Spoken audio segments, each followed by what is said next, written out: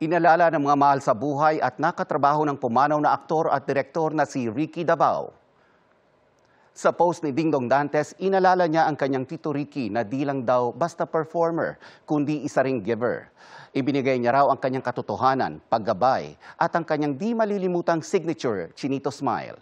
Ang dati niyang asawang si Jackie Lou Blanco, nireshare ang isang litrato ni na Ricky at inang si Pilita Corrales na pumanaw noong Abril.